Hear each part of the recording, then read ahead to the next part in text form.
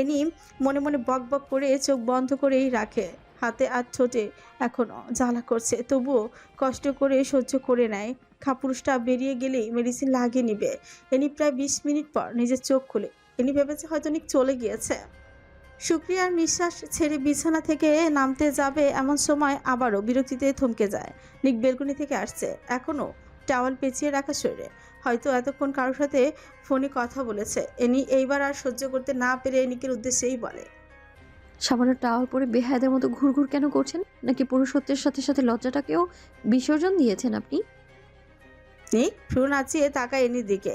নিকের গম্ভীর তীক্ষ্ণ চাহনির দিকে না তাকিয়ে এনি পুনরায় বলে, এভাবে একটা মেয়ের সামনে অর্ধনগ্ন হয়ে আসতে লজ্জা লাগছে না আপনার? বাকিটা কেন রেখেছেন সেটাও ভুলে ফেলুন। ফরজ ছাড় নেওয়ার এত উতলা হয়ে উঠলে বেবি গার্ল? এনি কথা বলে আবারও নিজেই ভয় পেয়ে গিয়েছিল যদি সাইকোটা রেগে গিয়ে আবারও তাকে চেপে ধরে আঘাত করে।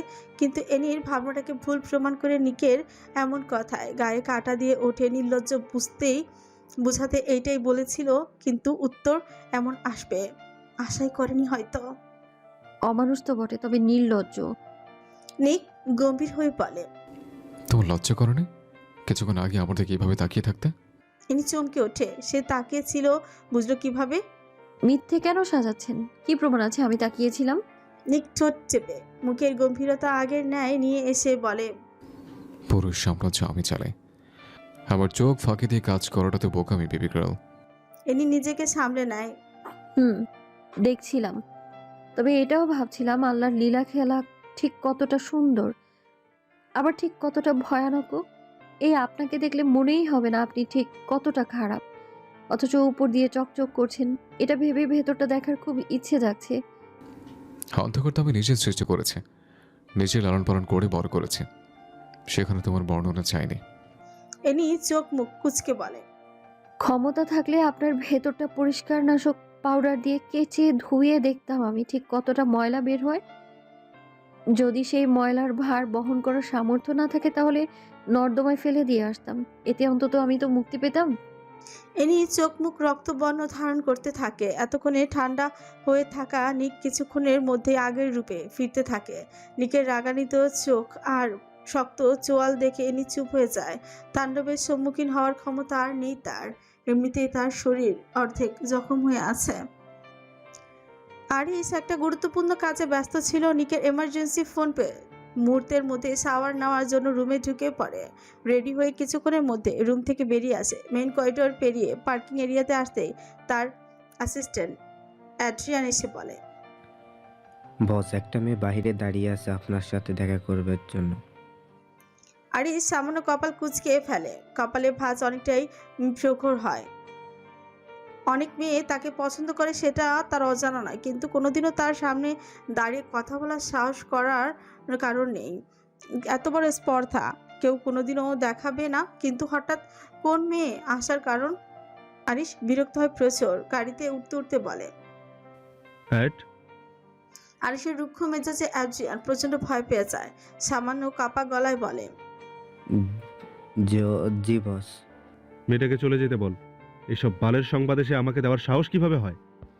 Sorry boss. নেক্সট টাইম যাতে এমন না হয়। জি বস, এখনো দিতাম না, বাট মেয়েটা 2 দিন বিষণ্ণ মুখে আপনার জন্য অপেক্ষা করে গিয়েছে।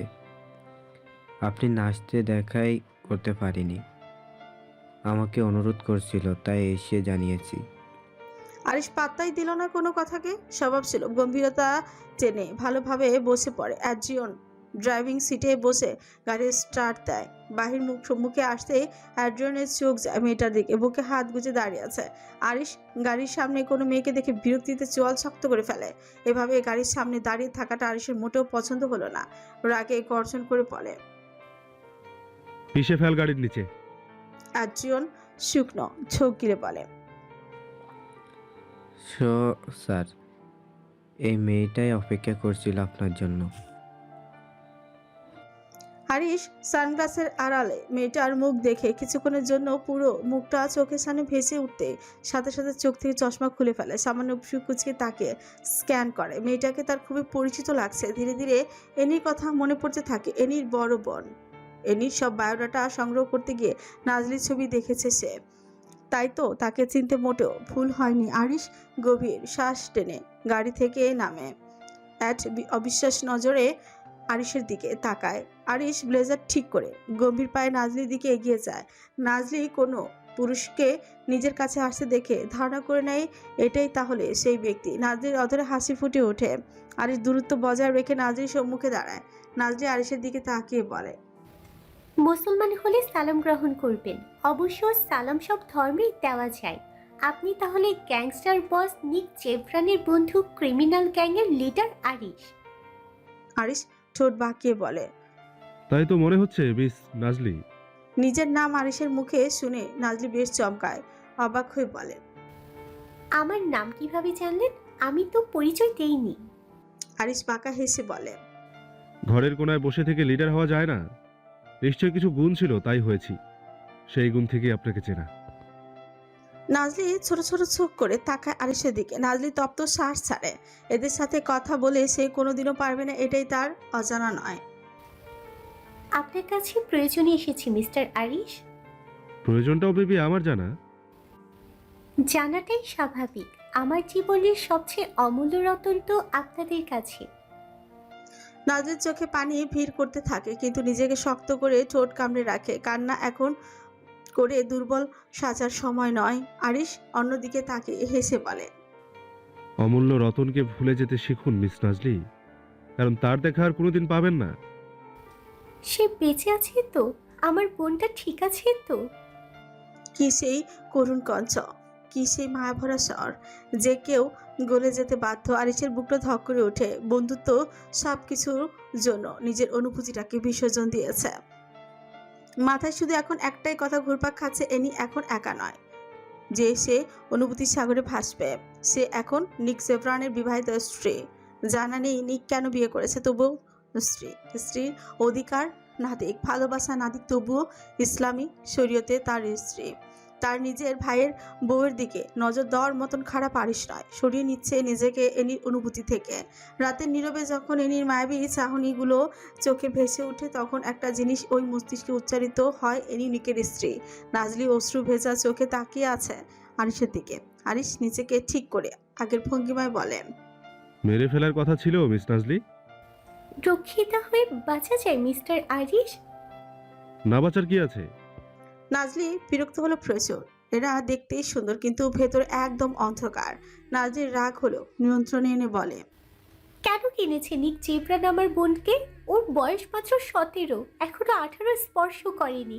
তার আগে হতে হলো এক শক্তপোক্ত ব্যক্তির দৈনন্দিন ভোগবস্তু। আমার বোন বেঁচে আছে সে আশা আমি কিভাবে করি মিস্টার আরিশ? নিক জেভরানকে শুধু আপনি নয়, আমরা পুরো জাতি চিনি। ওনার মতো ভয়ঙ্কর ব্যক্তির স্পর্শ পেয়েও আমার বোনটা এখনো বেঁচে আছে ভাবতে বলছেন? আরিশ কপাল কুঁচকে তাকায় নাজলির দিকে। অনেক কিছুই ভেবে ফেলেছে তাহলে, অথচ কিছুই হয়নি। আরিশ নিজেও জানে না নিক কেন এনির দিকে নিজের অধিকার ফলায় না। তবে বাজেভাবে টর্চার করে তার অজানা নয়, করাটাও স্বাভাবিক। এটা তো আর অন্য কেউ নয় যে ভালোবেসে খাবার খাইয়ে দিবে। এটা হলো নিক জেভরান, যার কোনো হার্ট নেই। আরিশ গম্ভীর নিঃশ্বাস ফেলে বলে, এই কারণেই কি আমার সাথে কথা বলতে চাইছিলেন? না, আমি আমার বোনকে ফেরত চাইতে এসেছি। বিলাসিতা ছাড়া কিছুই নয়। কখনো আর দেখা করতে পারবেন কিনা সন্দেহ, আর নিয়ে যাওয়া তো অনেকটা পথ বাকি। বোন হয় ও আমার, কিভাবে বাঁচবো ওকে ছাড়া? হয়ে যাক সে অপবিত্র, হাজারটা কলঙ্কের ছাপ লাগুক, কিন্তু সর্বশেষে ও আমার বোন। আমি আবার নিজের ভালোবাসা দিয়ে পুষ্পিত করে ফেলবো। এই কয়েকদিনে তো নিক জেভরান অনেক বাসনা মিটিয়েছে, এখন অন্তত মুক্তি দিয়ে দিক, মেয়েটা না হলে মরে যাবে। আরিশ বাঁকা হেসে বলে, মিস নাজলি, কথাগুলো আমার সামনে বলছেন, বাট নিকের সামনে ভুলেও বলবেন না। সাথে সাথে নিজের জবান হারাতে পারেন। হলে ক্ষতি কি? যেখানে নিজের কলিজাটাকে হারিয়েছি সেখানে জবান হারালে কি এমন ক্ষতি হবে? খুব ভালোবাসেন নিজের বোনকে? সেটার গভীরতা বোঝার ক্ষমতা আপনাদের নেই, তবে জানিয়ে দিয়ে যাচ্ছি, অতি দ্রুত আমি আমার বোনকে এখান থেকে নিয়ে যাব। নিজের প্রাণ হারাতে না চাইলে এমন পদক্ষেপ নেওয়ার চেষ্টাও করবেন না। মৃত্যু আল্লাহ লিখে, সেখানে আপনারা নির্ধারণ করাকে মরণ যদি থেকে থাকে তাহলে কবুল। তবু আমি আমার বোনকে এখান থেকে নিয়ে যাব। নাজলি আর দাঁড়ায় না, চোখের পানি মুছে বেরিয়ে যায় আরিশের এখান থেকে। আরিশ গম্ভীর হয়ে তাকিয়ে আছে সেদিকে। মেয়েটা এমনির মতো সরল নয়, সামান্য তেজস্বী একটা ভাব আছে। আরিশ সামান্য ঠোঁট চেপে ধরে, গাড়িতে গিয়ে বসে পড়ে। অজানায় এক কারণে গভীর চিন্তায় মগ্ন হয়ে যায় সে। সামনে কি আসতে চলেছে? রিসোর্টের পাশে এসে নাজলি অন্যমনস্ক হয়ে ভেবে যাচ্ছে, দৃষ্টি তার মেঝেতে নিবদ্ধ করে রাখা। হঠাৎ চোখের সামনে কাউকে দেখে থেমে যায়, নিচ থেকে দৃষ্টি সরিয়ে সামনে তাকায়। নাজলি তাকাতে নাবিদ ভ্রু কুঁচকে বলে, কখন থেকে ডাকছি, মনোযোগ কোথায় নাজলি? নাজলি গভীর নিঃশ্বাস ফেলে বলে, বলো। তোমার কণ্ঠস্বর খেয়াল করিনি। নাবিদ সানগ্লাসটা চোখ থেকে নামিয়ে বলে, কোথায় গিয়েছিলে? মিস্টার আরিশের কাছে। নাবিদ গম্ভীর হয়ে বলে। কি বলতেছে? নাজলি চারিদিকে তাকিয়ে একটা খোলা চেয়ারে গিয়ে বসে। নাজলিকে অনুসরণ করে নাবিদও যায়, তারপর তার মুখোমুখি হয়ে বসে। নাজলি নাবিদের দিকে তাকিয়ে ধীরে ধীরে সব কথা বলতে থাকে। নিক জেব্রানকে এত দ্রুত হারানো সম্ভব নয় নাজলি। কি বোঝাতে চাচ্ছ? সামনাসামনি লড়তে পারবো না? সেই ক্ষমতা নেই। তাহলে পিছনে লড়বো? কিভাবে? নাজলি বাঁকা হেসে নিচের দিকে তাকায়। নাবিদ নিজের ঠোঁট চেপে ধরে বলে, একটা উপায় আছে, বাট অনেকটা কষ্টকর। নাজলি কপাল কুঁচকে বলে, কোন উপায় নাভিদ? তোমাকে প্রেমের অভিনয় করতে হবে, কোনো একজনকে তোমার প্রেমের ফাঁদে ফেলতে হবে। নাজলি চমকে ওঠে, কিছুটা রাগ নিয়ে বলে, হোয়াট? পাগল হয়ে গিয়েছো তুমি? আমার বোন মরণ যন্ত্রটা উপভোগ করছে আর আমি এখানে তামাশা করব? তোমার থেকে এটা আশা করিনি নাবিদ। নাবিদ কিছুক্ষণ চুপ থেকে নাজলির দিকে তাকিয়ে বলে, সত্যিকারের প্রেম করতে বলিনি, জাস্ট অভিনয় করতে বলেছি। নিক জেব্রানের দুর্বল জায়গায় হাত দিতে হবে, এমন 100 জনকে বসে আনতে হবে যার কথা সে মানে। নাজলি ছোট ছোট চোখে তাকায় নাবিদের দিকে। নাবিদ বাঁকা হেসে বলে, বুঝুনি আমার কথা, তাই তো? না। প্রেম করবে তুমি আরিশের সাথে নাজলি, এমনভাবে প্রেমের ফাঁদে ফেলবে যাতে সর্বক্ষণ শুধু তোমাকে চায়, আর ওর দুর্বল অস্ত্র হয়ে উঠবে তুমি। আর সেই অস্ত্রকেই কাজে লাগিয়ে তুমি অ্যানের কাছে প্রবেশ করবে, ওর সান্নিধ্যে যাবে। নাজলি অবাক হয়ে তাকিয়ে থাকে নাবিদের দিকে। হুট করে এই বসা থেকে উঠে বলে, নাবিদ, তুমি এখন সজ্ঞানে নেই। এনির জন্য তুমি পাগল হয়ে যাচ্ছ। তুমি কি বলছো ভেবে বলছো? আরিশ, উনি 2 বছরের বাচ্চা নয় যে আমি প্রেমের প্রস্তাব দিব আর একসেপ্ট করে নিবে। উনি ক্রিমিনাল গ্যাংয়ের লিডার নাবিদ। ওনার তীক্ষ্ণ চতুরতা সম্পর্কে শুধু আমি নয়, পুরো শহর চিনে। ওনার সাথে খেলা মানে দ্বিতীয় বিশ্বযুদ্ধ করা। একবার ধরা পড়লে আমার বোনটাকে চিরতরে হারিয়ে ফেলবো। নাজলি অধৈর্য হয়ে পড়ে। নাবিদ নাজলির কাঁধে হাত রেখে শান্ত করে বলে, তোমাকে এমনটা করতেই হবে। আমাদের অ্যানিকে ফিরিয়ে আনার জন্য এর চেয়ে ভালো সুযোগ আর নেই। হ্যাঁ, যদি বলো অন্যান্য মাফিয়াদের সাথে হাত মেলানোর কথা, তাহলে আমি মেলাতে পারি। নিক জেব্রানের সবচেয়ে বড় শত্রু মিস্টার কায়াত। ইচ্ছে করলে তার সাথে এই মুহূর্তে চুক্তিবদ্ধ হতে পারি। রক্তপাতের মাধ্যমেও হলেও আমি অ্যানিকে ফিরিয়ে নিয়ে আসতে পারি। কিন্তু মিস্টার কায়াত যে অ্যানির কোনো ক্ষতি করবে না তার কি নিশ্চয়তা আছে? মিস্টার কায়াত অ্যানিকে পাগলা কুত্তার মতন খুঁজছে। শুধু ও নয়, আরও অনেকে। সবাই সুযোগ বুঝেই ছিনিয়ে নেবে। এখন আমি যদি সবার সাথে হাত মিলিয়ে নিকের কাছ থেকে ছিনিয়ে আনি, তারা আমার কাছ থেকে ছিনিয়ে নিয়ে যাবে না তার কি গ্যারান্টি আছে? ভুলে গেলে চলবে না নাজলি, আমরা কার বিপক্ষে যাচ্ছি। উনি আন্ডারগ্রাউন্ডের গ্যাংস্টার বস। হাজারো মাফিয়া ওনার সম্মুখে মাথা নত করে। সেখানে আমরা দুজন জনসম্মুখে যুদ্ধ করার মানে সবচেয়ে বড় বোকামি করা। যদি অ্যানিকে পেয়েও যাই তাহলে 1000 ছুরির আঘাতও সহ্য করতে রাজি আছি।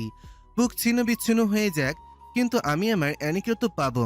কিন্তু বর্তমানে রক্তপাত হলে অ্যানিরই ক্ষতি। তাই শক্তি নয়, বুদ্ধি দিয়ে কাজ করতে হবে নাজলি। তাই সবার আগে ক্রিমিনাল লিডার আরিশকে হাত করতে হবে। যে কোনো মূল্যে তোমাকে এই কাজ করতে হবে নাজলি। নাবিদ কাতর দৃষ্টিতে তাকায় নাজলির দিকে। নাজলির চোখে পানি টলমল করছে। ভালোবাসা কি এত সোজা নাবিদ? যদি উনি আমার ফাঁদে পা না দেয়? চেষ্টা করতে ক্ষতি কি? নিকের ডান হাত হলো আরিশ। তুমি চেষ্টা চালিয়ে যাবে যতদিন না ও তোমার ফাঁদে পা দিচ্ছে। নাজলি চোখের পানি মুছে নাবিদের দিকে তাকায়, এরপর মুচকি হাসি দিয়ে বলে, কাঁটা দিয়ে কাঁটা তুলতে হয়। আমি না হয় সবচেয়ে ধারালো সুচটা ব্যবহার করব। মিথ্যে ভালোবাসার সুচ। নাবিদ ছোঁচ কামড়ে হেসে নাজলি তপ্ত শ্বাস ছেড়ে বলে, পরবর্তী প্ল্যান করা যাক। রক্তাক্ত নগ্ন বডি নিয়ে উল্লাস করা আমার বরাবরই পছন্দ।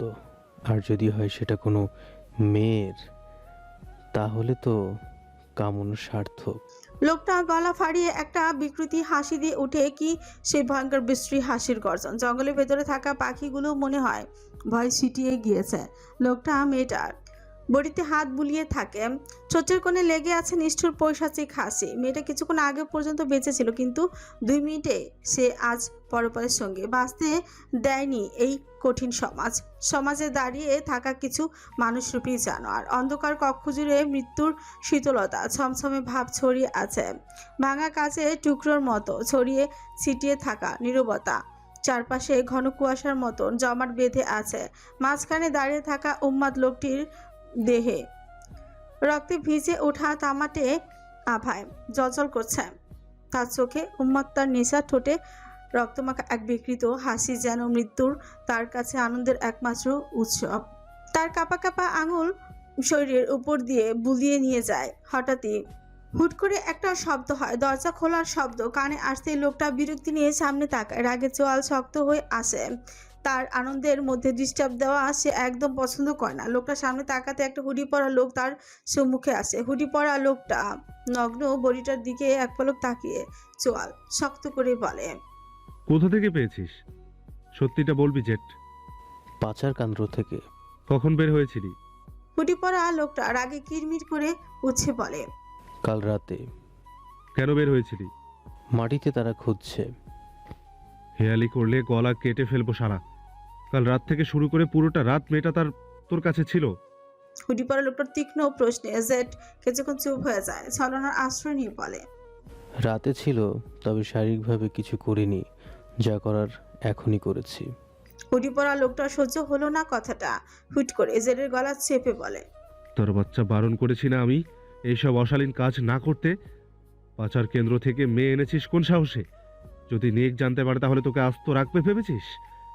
আর্জেন্ট আরো 6 জন মেয়ে দরকার, আর তুই সেখান থেকে মেয়ে নিয়ে এসে ফুর্তি করিস? আর আমাকে এইটাও মানতে বলছিস যে তুই সারা রাত মেয়েটার সাথে কিছু করিসনি?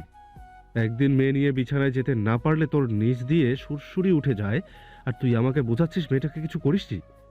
জেড হুডি পরা লোকটার হাত নিজের গলা থেকে ছাড়াতে বলে, গলা ছেড়ে কথা বলাই ভাই, শ্বাস আটকে মরে যাব। হুডি পরা লোকটা দাঁতে দাঁত পিষে গলা ছেড়ে দেয়। এরপর তিরিক্ষি মেজাজে বলে, আর যাতে কখনো এমন পরিস্থিতি না দেখি।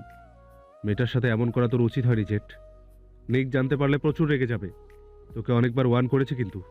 জেড মেয়েটার বডির দিকে তাকে বিরক্তি নিয়ে বলে, ফাক অফ ভাই।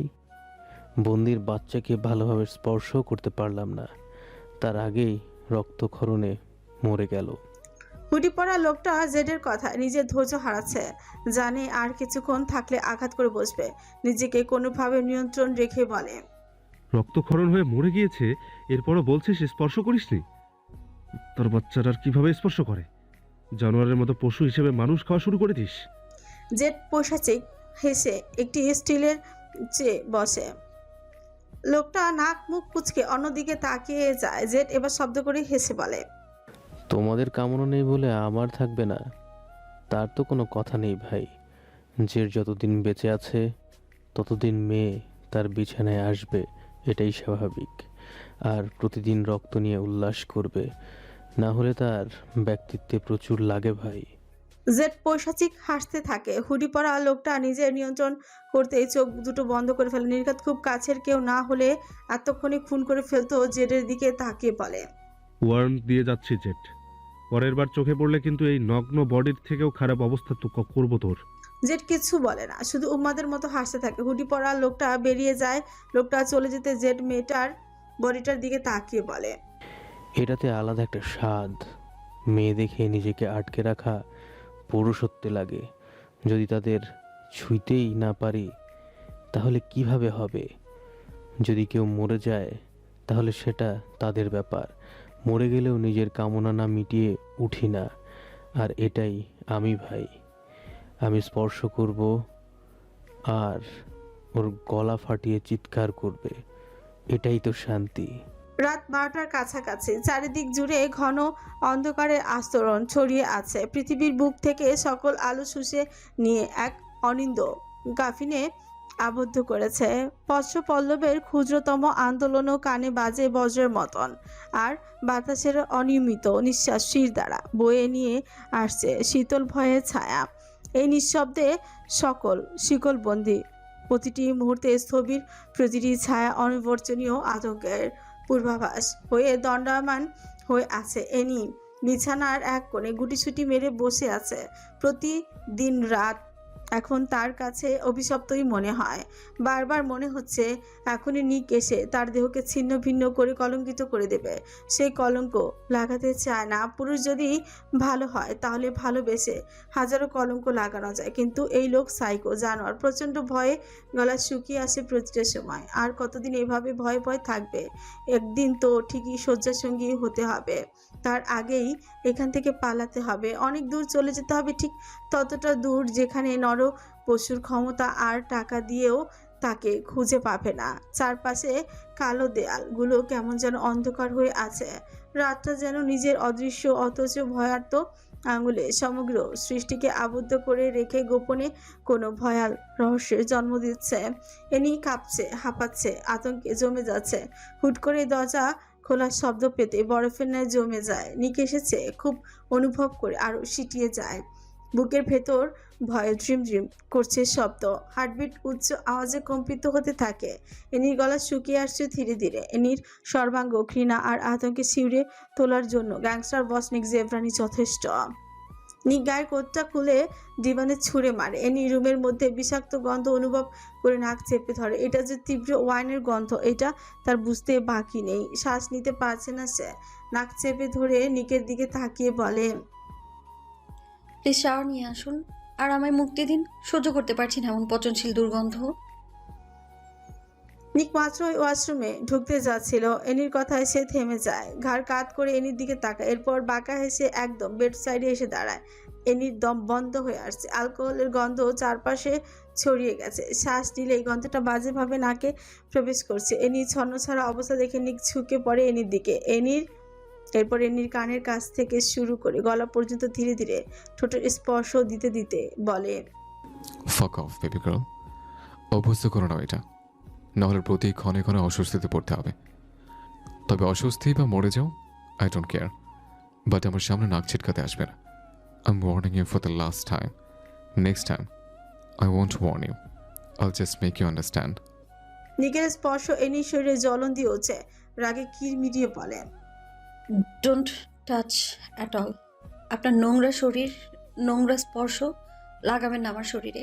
শরীর জ্বলে উঠে, আমার শরীর ঘিন ঘিন করে। এনি কথাটা বলে শ্বাস নিতে পারেনি। তার আগে গলায় চাপ অনুভব হতেই কেসে ওঠে। নিক শক্তভাবে এনির গলা চেপে ধরে। এনি নিঃশ্বাস নিতে পারছে না, শ্বাস আটকে আসছে, চোখ বেরিয়ে আসার উপক্রম। নিকের চোখ দুটো জ্বলে উঠছে, হাতের চাপ গভীর করে গর্জন করে উঠছে, তন্তের বাচ্চা, কার স্পর্শ ভালো লাগে? হে অবৈধ প্রেমিক নাবিদের! হেই, ছুঁয়েছি আমি তোকে? শরীরের সাথে পেশি ফেলেনি বলে সাহস বেড়ে গিয়েছে? এনি স্তব্ধ হয়ে যায়। নাবিদ ওর ভাই সমতুল্য, যে তার আপা আর তাকে সবসময় প্রোটেক্ট করে এসেছে। আর এই জঘন্য লোক অবৈধ প্রেমিক বানিয়ে দিয়েছে। এনি অনেক কষ্টে দুইটা কথাই উচ্চারণ করে, আল্লাহর গজব পড়বে এমন কথা বলবেন না। নাবিদ আমার ভাই সমতুল্য, ওর সম্পর্কের সাথে অবৈধ ট্যাগ লাগাবেন না। আপনার মতো সবাই নয়, আপনার মতো কেউ অবৈধভাবে একটা মেয়েকে নিজের রুমে বন্দি করে রাখে না। নিক এনির গলা আরও চেপে ধরে চোয়াল শক্ত করে বলে, তোকে সেদিন বিয়ে করাটা জীবনের সবচেয়ে বড় ভুল ছিল। বিয়ে ছাড়া দিনের পর দিন আমার সাথে এক বিছানা থাকতে, সেটি ভালো ছিল। এনির চোখ দিয়ে গড়গড় করে পানি ঝরতে থাকে। কোনো দিন কি ভেবেছিল এসব অশালীন বাক্যের সম্মুখীন হবে? বিয়ে কেন করেছেন? আপনি তো মেয়েদের সহ্য করতে পারেন না। তোর রং তামাশা দেখার জন্য করছিলাম শালি। চরিত্রের সাথে মুখের ভাষাও খুব জঘন্য আপনার। মেয়েদের সহ্য করতে পারেন না, তাহলে কি ছেলেদের ভালো লাগে? গোপন সূত্রে লেসবিয়ান নয় তো আপনি? নিক এবার নিজের ধৈর্য হারায়। রাগে কাঁপতে থাকে পুরো শরীর। আচমকা এনির গাল ছেড়ে দিয়ে বিছানার সাথে চেপে ধরে। দুই হাতে এমনভাবে চেপে ধরেছে যে জান চা চা অবস্থা। একে ওয়াইনের এমন বিশ্রী গন্ধ, তার উপর নিকের রাগের গুটি। নিকের ধূসর বাদামি চোখের লাল হয়ে আছে। এনি নীল মায়াবী চোখগুলোর দিকে তাকালে হাজারো রাগ মাটি হয়ে যায়, কিন্তু সামনে থাকা পুরুষটা মনে সামান্য মায়া জিনিসটাও জন্মায় না। নিক এনির চুল চেপে ঠোঁটে শক্তভাবে ঠোঁটের সাথে ঠোঁট দুটো মিলিয়ে দেয়। এনির পুরো শরীর বৈদ্যুতিক শখে খেলে যায়। রাগে আর ক্ষোভে কেঁপে ওঠে সর্বাঙ্গ। নিক এনির ঠোঁটে শক্তভাবে চুমু খেতেই থাকে উম্মাদের মতন। দন্তের ঘর্ষণে রক্তাক্ত হতে থাকে ঠোঁটের বিভিন্ন অংশ। ব্যথা এনির চোখ দিয়ে পানি পড়ছে অনবরত। কাল ঠোঁটে সামান্য ছুরি আঘাত পেয়েছে বলে এখনো আরো জ্বলন হচ্ছে। কাটা স্থান থেকে পুনরায় রক্ত নির্গত হতে থাকে। নিক ঠোঁট ছেড়ে এনির গলায় নেমে আসে। অবাধ্য হাতের বিচরণ শরীরে পড়তেই এনির নাক মুখ কুচকে ফেলে। শরীর ঘৃণায় ভিড়ি করে ওঠে। নিক গলায় কামড় বসিয়ে নিজেকে নিয়ন্ত্রণে নিয়ে আসে। চোখ বন্ধ করে থামিয়ে দেয় নিজের উন্মাদনা। কিছুক্ষণ চোখ বন্ধ করে গভীর শ্বাস টানে। এনির চোখে রাগে ঝলঝল করছে। ইচ্ছে করছে নিককে খুন করে ফেলতে। শরীরের সব শক্তি কমে আসছে ধীরে ধীরে। নিককে নীরব দেখে এনি সেই সময়টাকে কাজে লাগায়। মাথা থেকে ধারালো ক্লিপটা খুলে দিক বিবেচনা না করে একদম নিকের বুক বরাবরই বসিয়ে দেয়। আচমকা আক্রমণে নিক চোখ মেলে তাকায়। বুক থেকে তরল রক্ত গড়িয়ে পড়ছে। কালো শার্টের উপরের অংশ ভিজে গেছে তরল রক্তে। এনি প্রচুর ক্ষোভ নিয়ে নিকের দিকে তাকায়। নিক নিজের ক্ষতস্থানের দিকে এক পলক তাকে চল শক্ত করে উঠছে। বুক চিনচিনে ব্যথা অনুভব করতে থাকে। তবে একটা হার্টলেস ব্যক্তির কাছে এইসব ব্যথা অনুভব করা নিতান্ত জোকস। এনি ক্লিপটাকে বের করে পুনরায় ঢুকাতেই যাবে। নিক হাত ধরে ফেলে। এনির হাতটাকে শক্ত করে চেপে ধরে ঘর্ষণ করে ওঠে। কার বুকে আঘাত করেছো জেনে করেছ? হাত কেটে শ্বাসরোধ করে মেরে ফেলি? জানের ভয় নেই? এনি সামান্য শব্দ করে হেসে ওঠে। ঠোঁটের ব্যথায় হাসতেও পারছে না ভালোভাবে। এনিকে হাসতে দেখে এনি কপাল কুঁচকে ফেলে। এনি নিজের হাসিটাকে থামিয়ে বলে, জানের ভয় থাকলে কি আর যমরাজের বুকে আঘাত করতাম মিস্টার জেভরান? আমিও চাই আমাকে মেরে ফেলুন। এই যে মৃত্যু কামনা করছি আমি আপনার কাছে। আপনার মনে হয় আমি বেঁচে আছি? শরীরের মৃত্যু না ঘটলেও আত্মিক মৃত্যু অনেক আগেই ঘটেছে। নিক এনির হাতটাকে ছেড়ে দিয়ে বাঁকা হেসে বলে, এই কারণে তো মরবো না বেবি গার্ল। ইচ্ছে তো করছে এখন এই শরীরটা কেটে শত ভাগ করে ফেলে, গলা চেপে শ্বাসরোধ করে সিলিংয়ে ঝুলিয়ে রাখে, কিন্তু তোমাকে মেরে ফেললে আমার চলবে না। ইনি কিছু বলতে গিয়েও আটকে যায়। সহ্য করতে পারে না এই গন্ধ। পেটের ভেতর থেকে নাড়ি ভুড়ি উল্টে আসতে চাইছে। এনি মুখে হাত দিয়ে ওয়াশরুমের দিকে অগ্রসর হয়। এক দৌড়ে চলে যায় বেসিনের কাছে। গড় গড় করে পেট থেকে সব বের করে ফেলে। মন মতো সবকিছু বের করে মুখে পানি ঝাপটা দিতে ব্যথা আর্তনাদ করে ওঠে ঠোঁট। ক্ষত চিহ্নগুলোতে পানির স্পর্শ পড়তে জ্বলে উঠেছে। মনে হচ্ছে কেউ মরিচ লাগিয়ে দিয়েছে শত্রুতা করে। ইনি থপ করে দেয়াল ঘেঁষে বসে পড়ে। দুর্বল শরীরটা আর নাড়ানোর শক্তি নেই। একদম নিশ্চুপ হয়ে চোখের পানি বিসর্জন দিতে থাকে। সামান্য জ্বলন কমলে দেয়াল ধরে উঠে দাঁড়ায়। এরপর ধীর পায়ে ওয়াশরুম থেকে বের হতে দেখতে পায় পাশেন্ট নিক জেফরানকে, যে এই মুহূর্তে গম্ভীর হয়ে তার দিকে তাকিয়ে আছে। ইনি না চাই তো বিছানার কাছে যায়। নিক ইশারা দিয়ে বলে, একটা একটা করে আমার শার্টের বোতামগুলো খুলে তো বেবি গার্ল। এনি বিরক্তি নিয়ে তাকায়। এনিকে না আসতে দেখে নিক হাত মুঠো করে ফেলে। রাগে দাঁত কটপট করে বলে, কথার অবাধ্য হয় না বেবি গার্ল। আমার রাগ কন্ট্রোল করার ক্ষমতা কারণ নেই। রেগে গেলে আবারও রক্তাক্ত হয়ে যাবে। সামান্য ঠোঁট আর গলায় স্পর্শ করে ছেড়ে দিয়েছে। অবাধ্য হলে স্পর্শ তোমার পুরুষ সর্বাঙ্গে থাকবে। লাস্টবার বলছে, কাছে আসো আর বোতামগুলো খোলো। এনি একদম নীরবে নিকের কথাগুলো শোনে। কোনরকম অবাধ্যতা না করে নিকের কাছে এসে বসায়।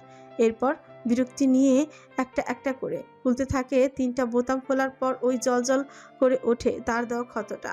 কেমন গর্তের মতো দেবে গিয়েছে। এনি ক্ষতটার দিকে তাকিয়ে মনে মনে বলে হচ্ছে, এই ক্ষতটা সামান্য হয়ে গিয়েছে, আরো গভীরে দেওয়া উচিত ছিল যাতে জানোয়ারটা ছটফট করে ওঠে।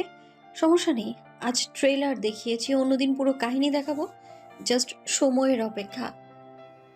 এনির ভাবনার মধ্যে প্রতিটা বোতাম খুলে ফেলে। নিকের দিকে না তাকিয়ে সরে যেতে চাইলে নিক কোমরে পেঁচিয়ে শক্ত করে ধরে শক্তভাবে। এনি রাগানিতে চোখে তাকায় নিকের দিকে। নিক এনির চোখের চাহনি দেখে গলা খাতে নামিয়ে বলে, চোখ নিচে বেবি গার্ল, নাহলে এই সুন্দর মনেগুলো হারাবে। এখন এই ক্ষতটার উপর ড্রেসিং করে দাও। এনি তাচ্ছিল্য হেসে বলে, সামান্য আঘাতে ড্রেসিং করতে হয় গ্যাংস্টার বস নিক জেভরান? হ্যাঁ, বিগত কয়েকদিন ধরে যে আমায় ক্ষত বিক্ষত করে রক্তাক্ত করছেন তার ড্রেসিং কে করে দেয়? আমার শরীরে অসংখ্য কালশিটে দাগ পড়েছে জাস্ট আপনার দেয়া আঘাতে, আর আমার সামান্য আঘাতে ড্রেসিং এর প্রয়োজন পড়ে গেল? নিক ছুঁচ কামড়ে হেসে এনির ঠোঁটের চিহ্নগুলোকে স্পর্শ করে। এনি চোখ খিচে ফেলে। নিক সেদিকে তাকিয়ে বাঁকা হেসে বলে, আমার ক্ষতের হিসাব করতে এসো না বেবি গার্ল। ক্ষতে পছন্দ ধরে গিয়েছে। সেই ক্ষত নিয়েও নেক জেভরান দিনের পর দিন পার করেছে। নিচের কাটা স্থানে নিজে সেলে করেছে, কিন্তু এই ক্ষতে ড্রেসিং লাগবে, আর সেটা তোমাকে করতেই হবে। And if you don't then I will take another step. আর আমি যা চাই তাই করি, থেমে যাব না। মরে গেলেও নিজের কাজ চালিয়ে যাব। এনি খাপড়ে যায় নত মস্তিষ্কে।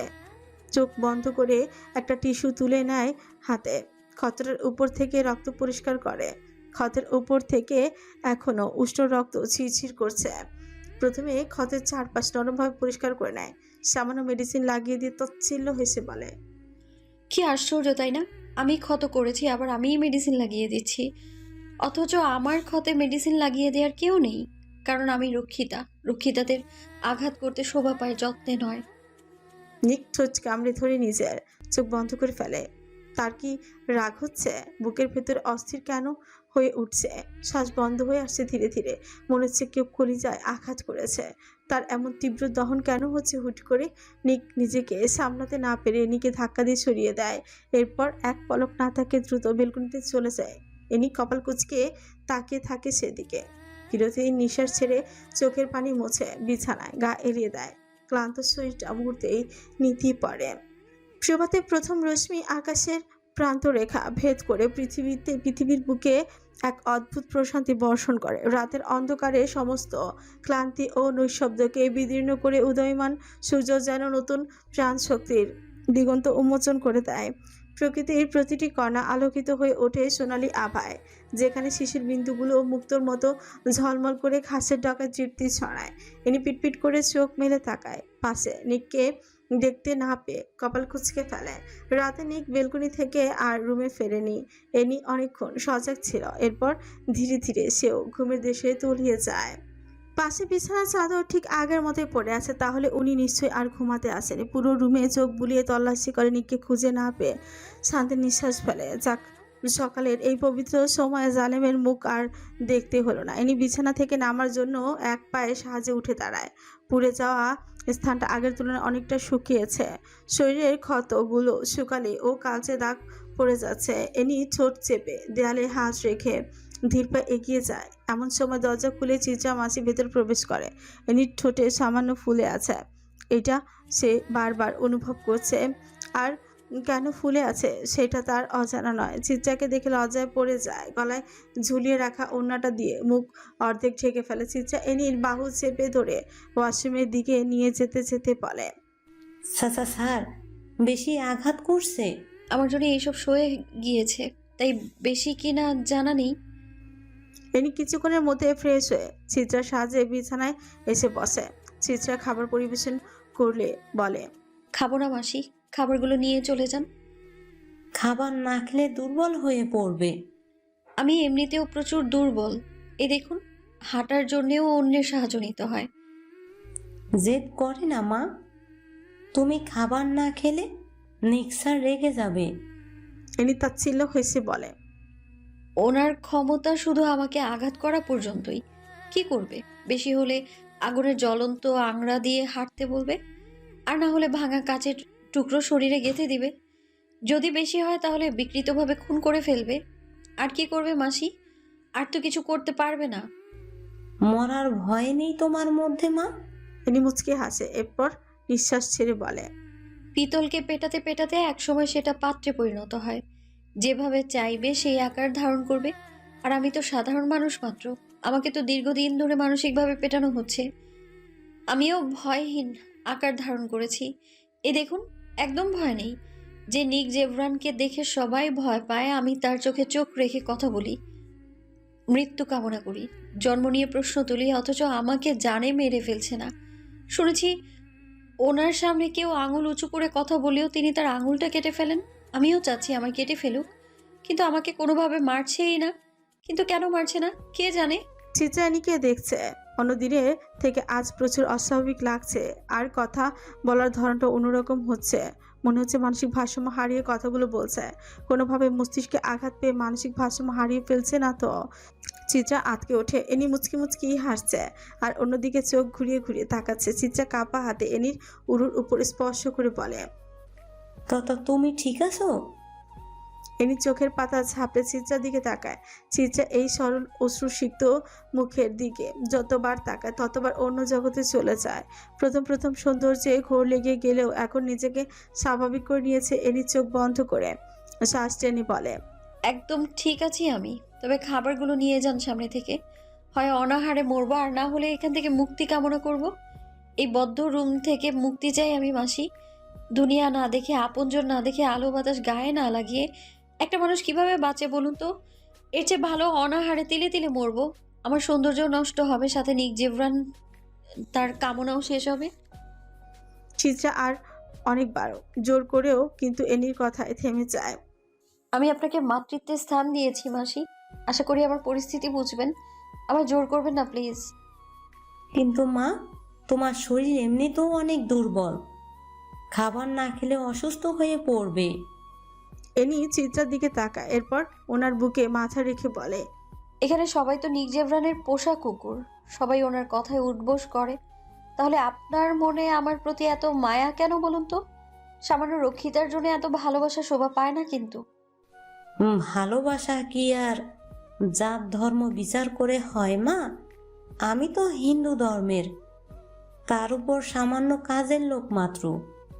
তুমিও তো আমাকে মায়ের সম্মান দিয়েছো।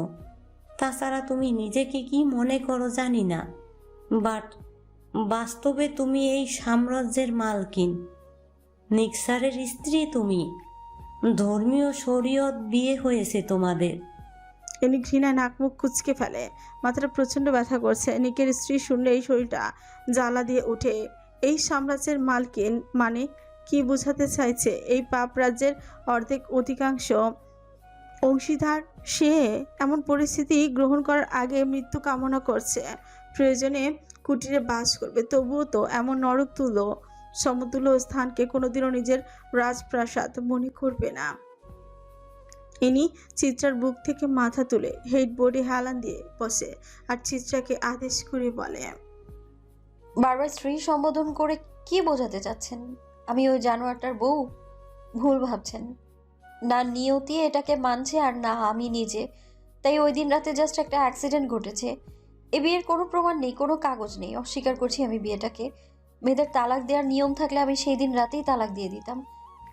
আমার গোপন ভিডিও ক্যামেরাবন্দি করে এরপর ব্ল্যাকমেইল করে বিয়ে করতে বাধ্য করেছে আমায়।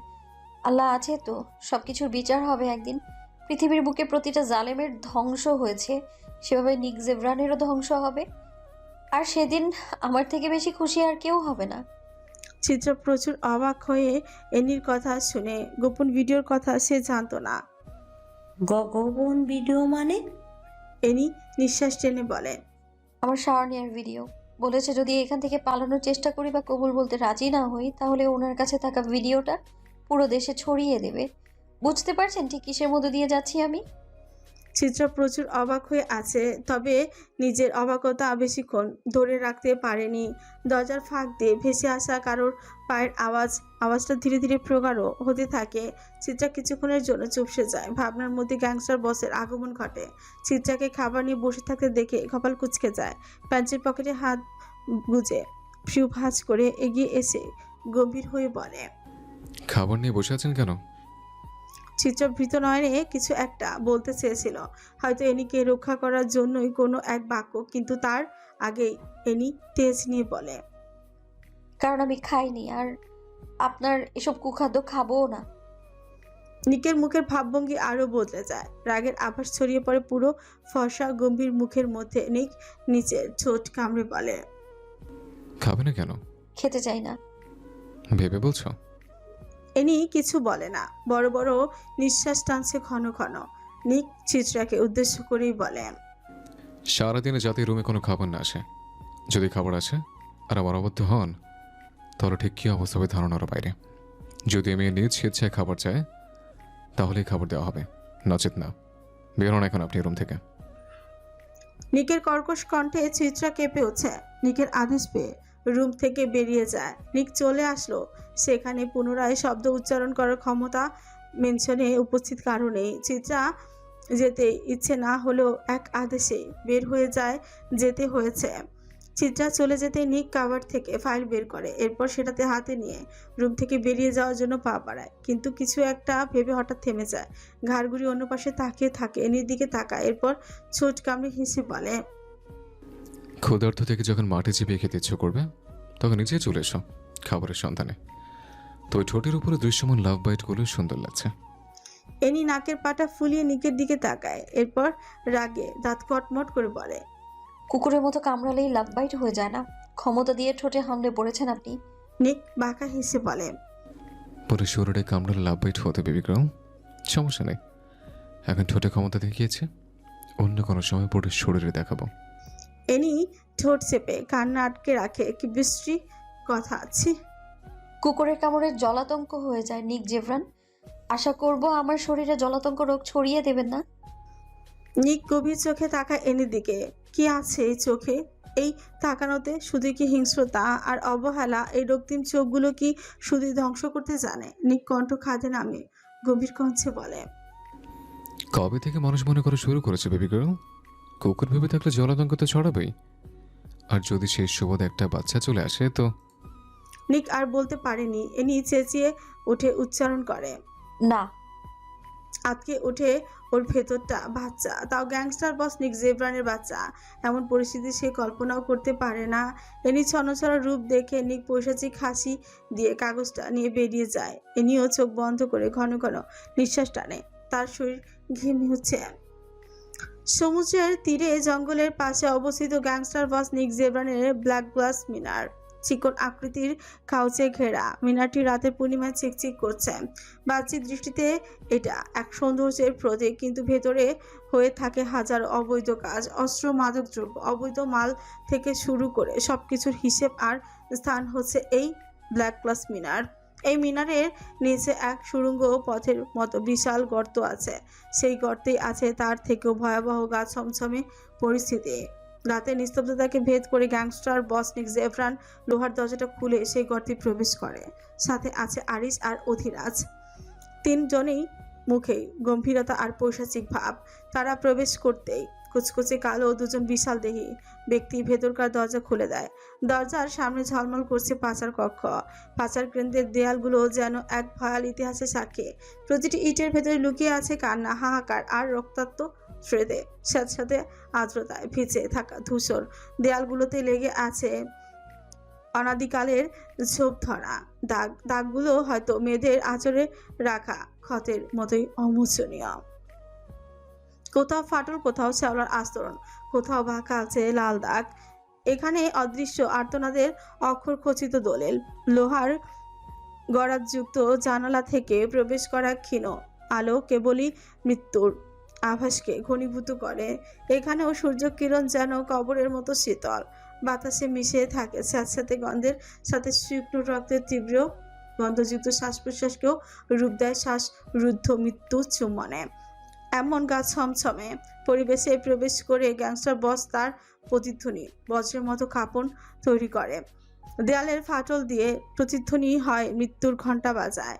ছায়ার মতো লম্বা দেহ তার, শীতল দৃষ্টির শূন্যতা আর তার ভেতরে হিংস্রতা পুরো কক্ষটিকে কাঁপিয়ে তোলে। দরজা খোলার শব্দ, লোহার কপাটটি চিচি করে ওঠে, আর এই মুহূর্তে সমস্ত আর্তনাদ স্তব্ধ হয়ে যায়। সবার ঘন ঘন ভীত নিঃশ্বাসের প্রতিধ্বনি গুঞ্জরিত হতে থাকে। দেয়ালগুলো পর্যন্ত কেঁপে উঠছে গ্যাংস্টার বসের আগমনে। লোহার শিকলগুলো নড়েচড়ে ওঠে। আলো হঠাৎ করে আরো নিস্তেজ হয়ে যায়। বন্দি মেয়েদের দৃষ্টি স্থির হয়ে আতঙ্কে জমাট বেঁধে যায়। কেউ কাঁপতে থাকে, কাঁপতে কাঁপতে নিস্তব্ধ হয়ে যায়। কেউ ঠোঁট চেপে রুদ্ধ কান্না আটকে রাখে। কেউ আজ কোনো নড়াচড়া নেই, বরং সবাই নিস্তেজ হয়ে পড়ে থাকে।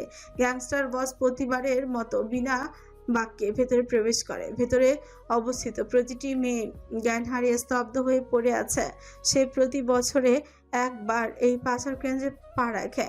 আর তখনই সব মেয়েরা জ্ঞান হারিয়ে পড়ে থাকে মেঝেতে। পাচার কেন্দ্রের কোনো মেয়ে তাকে সজ্ঞানে দেখেনি। নিক সেদিকে তাকিয়ে একটা বাঁকা হাসি দেয়। আরিশ কালো দেহরক্ষীদের দিকে তাকে কপাল কুঁচকে বলে, ড্রাগস কখন দেওয়া হয়েছিল?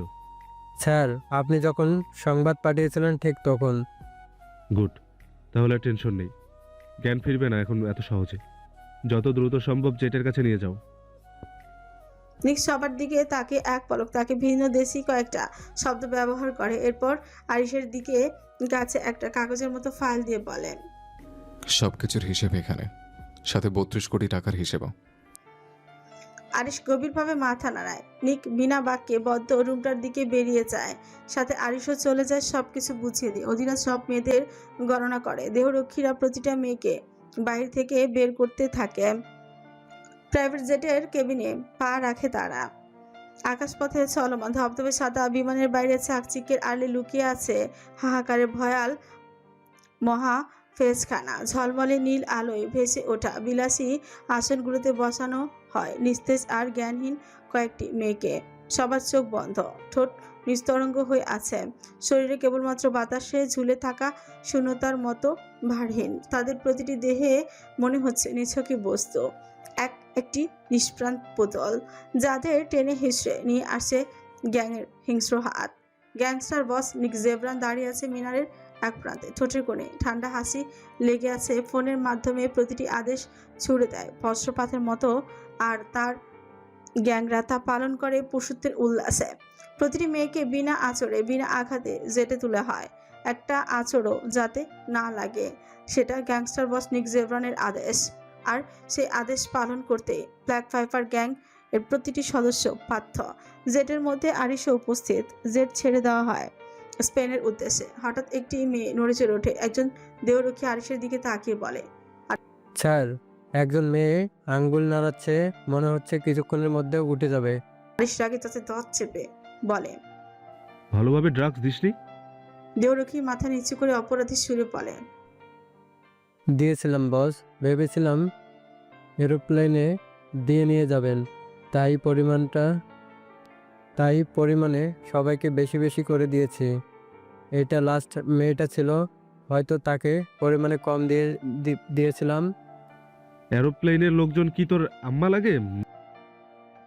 মাফিয়ার সাম্রাজ্যের দেহরক্ষী হয়ে কোন জ্ঞানে বললি যে পাচার করার জন্য মেয়েদের এইসবে করে নিয়ে যাব? এই তোদের ট্রেনিং দেওয়া হয়? সরি বস, মাথায় ছিল না। পুনরায় ড্রাগস পুশ করে দে। রাত নামলে পৃথিবী এক অচেনা আবরণে ঠেকে যায়। চারিদিকে কোলাহল ধীরে ধীরে মিলিয়ে গিয়ে নেমে আসে ভয়াল গভীর নিস্তব্ধতা। আকাশ জুড়ে ছড়াতে থাকে অগণিত তারা। মাঝে মাঝে স্নান ম্লান যাদের আলো ছড়িয়ে পড়ে নিস্তব্ধ ভূমির উপর। বাতাস ভেসে বেড়ায় এক ধরনের শীতলতা। এই শীতলতা মনকে একসাথে শান্ত আর রহস্যময় করেও তোলে। রাত 2টার কাছাকাছি। এনি এক পাশ থেকে বারবার অন্য পাশে যাচ্ছে। ক্ষুধার্ত থাকার কারণে কিছুতে ঘুম আসছে না। ঠোঁটের ফোলাটা কিছুটা কমেছে, সাথে ব্যথাটাও উপশম হয়েছে।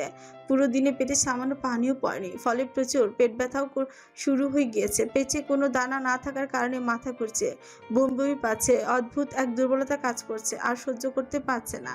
এখনই খাবার না পেলে অধৈর্য হয়ে পড়বে। পায়ের ব্যথাটা আগের থেকে কম, চামড়ার মধ্যে শুকিয়ে যাওয়া জন্য টান পড়েছে, তাই আগের তুলনায় হালকা একটু পা রাখতে পারে।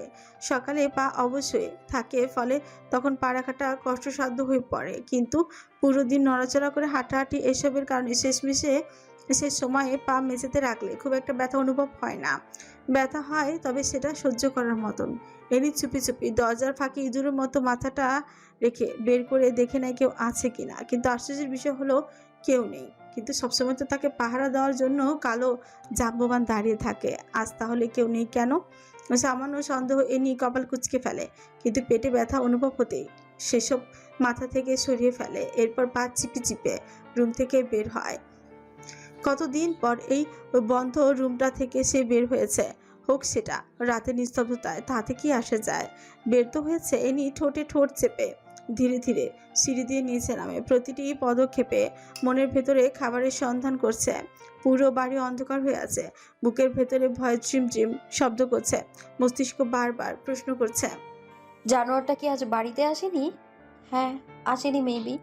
আসলে তো তাকে ক্ষত বিক্ষত করার জন্য রুমে থাকতো, আর দানবের মতো শরীরটা আমার উপর ফেলে দিয়ে নাক ডেকে ঘুমোতো। African zebra. এনি বকবক করতে থাকে। মৃদু আলোতে লিভিং রুমে চলে আসে। দুই একবার নিচে আসার সুবাদে একবার দেখেছিল কিচেন রুম। সেই দেখাটাকে কেন্দ্র করে নিশ্চুপে শব্দহীনভাবে কিচেন রুমের দিকে অগ্রসর হয়। কিচেন রুমে এসে খাবারের গন্ধ নাকে আসছে, নিঃশ্বাস নেয় কোনো ভয় ছাড়াই হালকা আওয়াজে ফ্রিজ খুলে ফ্রিজে ভারী রকমের খাবার দেখে হালকা পাতলা কিছু খাবার নিয়ে নেয়। ভাত নিতে গেলে এখন আবার গরম করতে হবে, সেজন্য মিষ্টান্ন হিসেবে ফালুদা, 1 কাপ ডালিমের জুস, আরও কিছু হালকা খাবার নেয়।